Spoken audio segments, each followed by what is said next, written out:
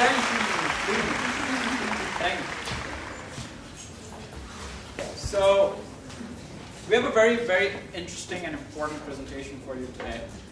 And whenever I've come here and whenever I've stood in front of you, at least half of you, I know we have a lot of new guests here today and I welcome them aboard. I've stood here with a mission and a hope to deliver and to share the knowledge and the treasure, if you would, that I've gone out in the search of and I've brought back to share it with you. And in this quest, I was accompanied by 3 amazing team members who pushed me forward along the way, and I hope I was able to do the same for them. And we focused on design management itself. What is design management? What can we do with this toolbox? And what are the facilities that this toolbox provides us? For that, in order to do that, we needed a problem, right? The problem was water. And we focused it on Africa. The water issues in Africa is a huge, huge issue. And to give you the scope of the problem that we are facing, we're talking about 4,500 children dying every day, and that's not a typo. I'm talking about 4,500 children dying every day. We're talking about 150,000 lives being lost every month. This, ladies and gentlemen, is equals to having 12 jumbo jet planes crashing with no survivors every day. Just imagine that happening every day. What are we going to do if that's happening? Our Homeland Security Department, the Army, the first aid, the first responders will go there and they will help them out, right? We need that kind of response today because that's what's happening in the world. It's a major catastrophe and it's a major, major issue. What can design management do about this?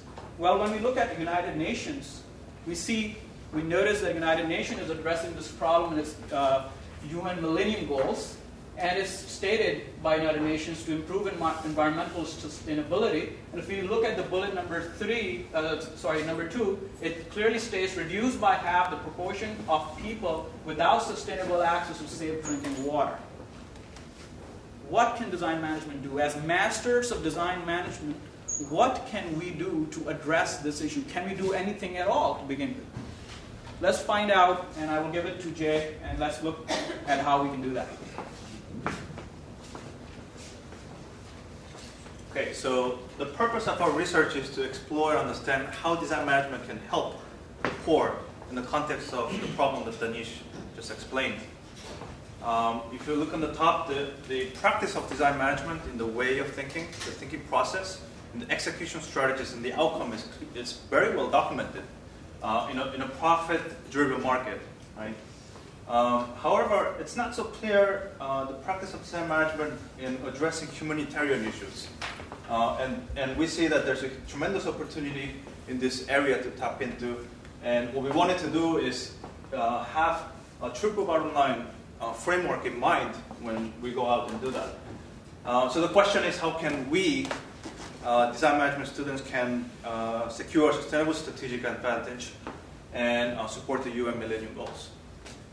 So first of all, I wanted to share a couple of key ideas that these 2 authors are sharing with us as a good starting point.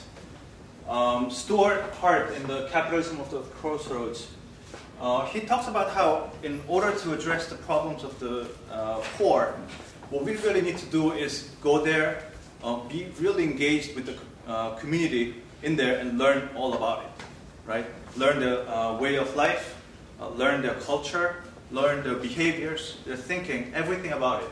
And he basically calls that becoming indigenous. We need to become indigenous to their culture. The second thing that he talks about when we do that, the understanding, the learning that we get from that, when we combine with our learning, when we combine with what we know over here in a developed country, there's a lot of new ideas that can spark. And he calls that radical transactiveness. And lastly, what we really need to do is, we need to engage the community in every step of the way, in every process of our helping them. They need to be engaged in that process. Pratt, in The Fortune of the Bottom of the Pyramid, he basically said that when we address the needs of the poor, we need to challenge our dominant logic. By that, what he meant is our beliefs, our assumptions, our ideologies needs to be challenged in every way.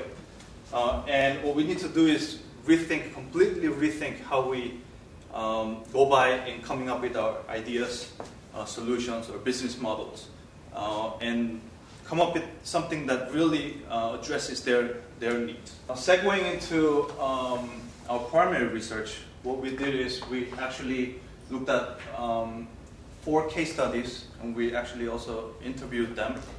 And all 4 of them, they actually have the purpose of providing clean and safe drinking water in the communities in Africa.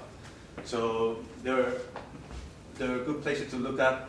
First of all, Acumen Fund. Acumen Fund is basically a non-profit organization, a venture philanthropic organization, where instead of giving money as a charity, they actually invest money in new ideas that addresses the needs of the people in Africa. They do that because they believe that donating money is not really solving any problem, right?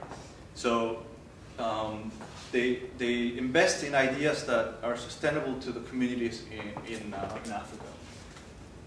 Interviewing with them, one thing that we found is that they can find a lot of ideas. They can find people that have a lot of ideas. There are solutions. But what's difficult to find is ideas and solutions that are actually sustainable. A lot of the technologies and solutions that we find here, when you actually try to implement in Africa, it just doesn't work. So that's where the difficulty is. They found a lot of difficulty in finding people like that, people who can think holistically in every aspect of understanding the community and coming up with the solutions that are sustainable. And they also measure the outcome in terms of the social benefits. So when we look at pump aid and plate pumps, are actually really good studies. These are Ian Thurp and Trevor Field is the 2 people that we interviewed, and they actually found a solution that is sustainable, and they implemented it and it works. So we called them up and said, hey, we really want to understand how they did it, what are the challenges that they faced. They were saying that you're not going to basically get funding unless you prove that your solution is sustainable. People are not going to be backing you up with money unless you can prove it. So initially they came up with ideas, and then they piloted and tested.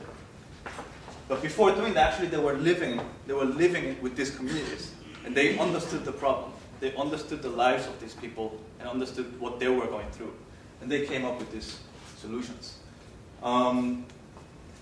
Another key finding that we found out is the economic environment. Africa has an inflation rate of 2,000%. Imagine what that could be, right?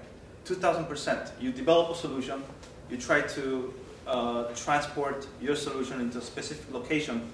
One day probably will cost $50, another day will cost $2,000. Right? So those types of things you have to deal with. And sometimes he was saying that the country run out of fuel. You don't have fuel, right? These things happen every day.